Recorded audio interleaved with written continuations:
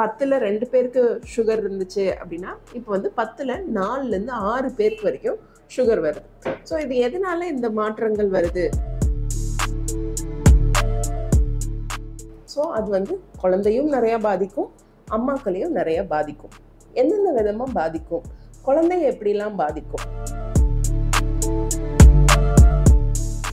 கூடுதலாக complications like இப்போ அவங்களுக்கு வந்து ப்ரெஷர் இருக்குது, தைராய்டு டிசார்டர்ஸ் இருக்குது, அந்த மாதிரி சுச்சுவேஷன்லையும் அவங்களுக்கு.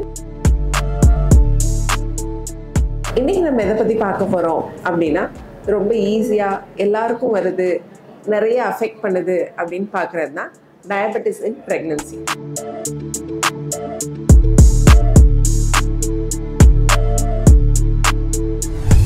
ஸோ டயபெட்டிஸ் இன் ப்ரெக்னன்சி அப்படின்னு சொன்னோன்னே இது எப்போ வருது? ஒரு ப்ரெக்னன்சியில் ஃபஸ்ட் ட்ரைமெஸ்டர்லேயும் வரலாம், செகண்ட் ட்ரைமெஸ்டரில் வரலாம், தேர்ட் ட்ரைமெஸ்டரில் வரலாம்.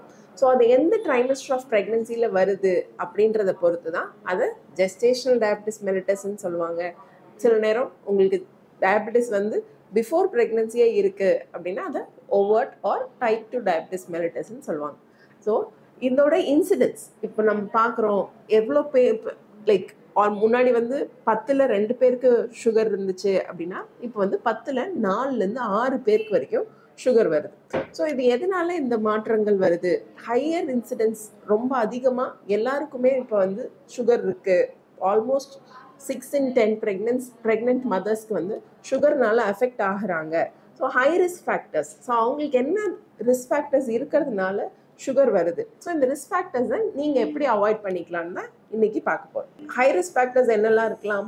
உடல் பருமன் அதிகமாக இருக்குது, இன்க்ரீஸ்டு பிஎம்ஐ, பிசிஓஎஸ் இருக்குது, ப்ரெக்னன்சிக்கு முன்னாடியே அவங்களுக்கு ஒரு இர்ரெகுலர் சைக்கிள்ஸ் இருக்குது, பிசிஓடி இருக்குது. அண்ட் அடுத்து ஃபேமிலி ஹிஸ்ட்ரியில் அம்மாவுக்கு மட்டும் இருந்துச்சு அப்படின்னா அவங்களுக்கு 50% கண்டிப்பாக வர்றதுக்கான வாய்ப்பு இருக்குது. அம்மாக்கும் அப்பாவுக்கும் சேர்ந்து இருந்துச்சு அப்படின்னா 75% அவங்களுக்கு வர்றதுக்கான வாய்ப்புகள் உண்டு. அடுத்து நம்மளோட population, Asian population and south Asian, south Indians, so இந்த மாதிரி ரேஸ்க்கே நம்மளுக்கு வந்து டயபெட்டிக் ப்ரோன், நம்ம வந்து கேன்சர் ப்ரோன் அந்த மாதிரி வந்து இப்போ வந்து டயபெட்டிக் ப்ரோனாகவே இருக்கிறோம். அதுக்கப்புறம் ஒரு ப்ரெக்னென்ட் மதர் வந்து ப்ரீவியஸாக, அதாவது இப்போ செகண்ட் ப்ரெக்னன்சியாக இருக்கும், ஃபஸ்ட் ப்ரெக்னன்சிலையும் அவங்களுக்கு சுகர் இருக்குது, ஃபஸ்ட் ப்ரெக்னன்சியில் ஒரு unknown cause of death, baby நல்லா தான் இருந்துச்சு, திடீர்னு நிற மாதத்தில் இறந்துருச்சு அப்படின்னு சொல்லுவாங்க. சில நேரம் குழந்தை வந்து பிறந்த உடனே ஸ்டில் பர்த், பிறந்து ஒரு 5 நிமிஷம் 10 நிமிஷத்துலேயே இறந்துருச்சு அப்படின்னு சொல்லுவாங்க. அண்ட் கூடுதலாக காம்ப்ளிகேஷன்ஸ் லைக் இப்போ அவங்களுக்கு வந்து ப்ரெஷர் இருக்குது, தைராய்டு டிசார்டர்ஸ் இருக்குது, அந்த மாதிரி சுச்சுவேஷன்லையும் அவங்களுக்கு சுகர் வர்றதுக்கான வாய்ப்பு நிறையவே இருக்கும். இன்னொன்று, பனிக்கூட நீர் அதிகமாக இருக்குது அப்படின்னாலும் ஃபஸ்ட்டு வந்து நீங்கள் சுகரை ரூல் அவுட் பண்ணிக்கிறது, இல்லை குழந்தையோட வெயிட் வந்து அதிகமாக இருக்குது அப்படின்னாலும் நீங்கள் ஃபஸ்ட்டு சுகரை ரூல் அவுட் பண்ணிக்கணும். ஸோ இதெல்லாம் நம்ம ஏன் சொல்கிறோம்? ஏன் சுகர் வந்து நம்ம இவ்வளோ கான்சன்ட்ரேஷன் கொடுக்குறோம்? கவர்மெண்ட் ப்ரோக்ராம்ஸ்லையுமே வந்து சுகரை வந்து முன்னாடியே ஸ்க்ரீன் பண்ணுறோம் அப்படின்னா அதோட பாதிப்புகள். ஸோ அது வந்து குழந்தையும் நிறையா பாதிக்கும், அம்மாக்களையும் நிறையா பாதிக்கும். எந்தெந்த விதமாக பாதிக்கும், குழந்தைய எப்படிலாம் பாதிக்கும்? குழந்தைய எப்படிலாம் பாதிக்கும் அப்படின்னு பார்க்குறதுக்கு முன்னாடி நம்மளுக்கு எந்த அளவு சுகர் கூடுச்சு அப்படின்னா குழந்தைய அது அதிகமாக பாதிக்கும் அப்படின்றத பார்க்கணும். ஸோ ஐடியலாக நம்ம சொல்கிறோம் அப்படின்னா நம்ம HbA1c லெவல் பார்க்குறோம். ஸோ HbA1c லெவல் வந்து ஐடியலாக ஒரு 5.5 to 6.5 இருக்கணும் அப்படின்னு சொல்கிறோம். இந்த HbA1c லெவல் சப்போஸ் மோர் தென் 10 இருக்குது அப்படின்னா குழந்தைக்கு உடல் உறுப்புகள் உருவாகிறதுலேயே அவங்களுக்கு பாதிப்பு வர ஆரம்பிச்சிடும். அண்ட் ஃபஸ்ட் ட்ரைமெஸ்டர்லேயே இருக்குது அப்படின்னா அவங்களுக்கு வந்து அபார்ஷன்ஸ் அந்த மாதிரி வர ஆரம்பிக்கும்.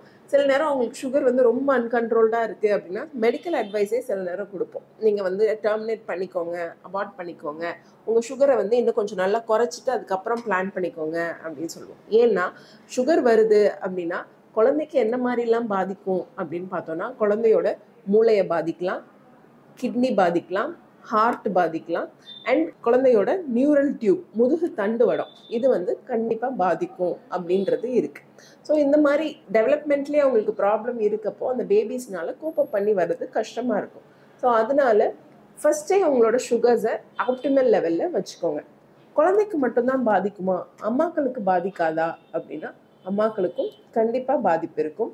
ஸோ அதில் வந்து என்ன மாதிரிலாம் இருக்கலாம் அப்படின்னா உங்களுக்கு யூரினரி இன்ஃபெக்ஷன் வரலாம், ஃபங்கல் இன்ஃபெக்ஷன்ஸ் நிறையா வரலாம். அவங்களுக்கு சிம்டமேட்டிக்காகவே நார்மலாகவே ப்ரெக்னென்சியில் நிறைய சாப்பிட தோணும், நிறைய தண்ணி குடிக்கணும், நிறைய யூரின் போருன்னு இருக்கும். இது எல்லாமே ஒரு மாதிரி எக்ஸாஜரேட்டட் சிம்டம்ஸாக இருக்கும். அண்ட் ரொம்ப அன்கண்ட்ரோல்டு சுகர்ஸ் இருக்குது அப்படின்னா அவங்களுக்கு like end stage complications, neuropathy, nephropathy அந்த மாதிரியும் வர ஆரம்பிக்கலாம். இன்னொன்று, குழந்தை ரொம்ப பெருசாக இருக்கும், பனிக்கூட நீர் அதிகமாக இருக்கும், அவங்களால அந்த வெயிட்டையும் இதையும் டாலரேட் பண்ண முடியாமல் ஒரு ப்ரீடேர்ம் டெலிவரியில் எண்டப் ஆயிடுவாங்க. ஸோ ப்ரீடேர்ம் டெலிவரினால அதிகப்படியான ப்ளீடிங் போகலாம், இந்த மாதிரியான காம்ப்ளிகேஷன்ஸ் வர ஆரம்பிக்கும். அண்ட் இன்னொன்று என்ன சொல்கிறாங்க அப்படின்னா 90% பெண்களுக்கு சுகர் அவங்களுக்கு வந்து ப்ரெக்னென்சியில் தான் வருது. ப்ரெக்னென்சிக்கு அப்புறம் மேபி அது நார்மலாகவும் ஆயிடலாம். But over a period of time ஒரு 5 to 20 இயர்ஸில் கண்டிப்பாக அவங்களுக்கு சுகர் வரதுக்கான வாய்ப்புகள் 90% இருக்குன்னு லேட்டஸ்ட் ஸ்டடீஸில் சொல்லியிருக்கு. ஸோ இவ்வளோ காம்ப்ளிகேஷன்ஸ் இருக்குது. உங்களுக்கு காம்ப்ளிகேஷன்ஸ் வரலாம், உங்கள் குழந்தைக்கு காம்ப்ளிகேஷன்ஸ் வரலாம், டெலிவரி அப்போ காம்ப்ளிகேஷன்ஸ் வரலாம். ப்ரெக்னென்சி பிளான் பண்ணுறதுக்கு முன்னாடியே உங்களோட BMI நல்ல கண்ட்ரோலில் வச்சுக்கோங்க, நல்ல ஹெல்த்தி ஃபுட்ஸ் சாப்பிடுங்க, எக்ஸசைஸ் பண்ணுங்கள். PCOS இருந்துச்சுன்னா அதை கொஞ்சமாவது ரெடியூஸ் பண்ணி உங்கள் சைக்கிள்ஸ் ரெகுலரைஸ் பண்ணிக்கோங்க. அதுக்கப்புறமா உங்களோட ப்ரெக்னென்சியை பிளான் பண்ணுங்கள். Have a happy pregnancy.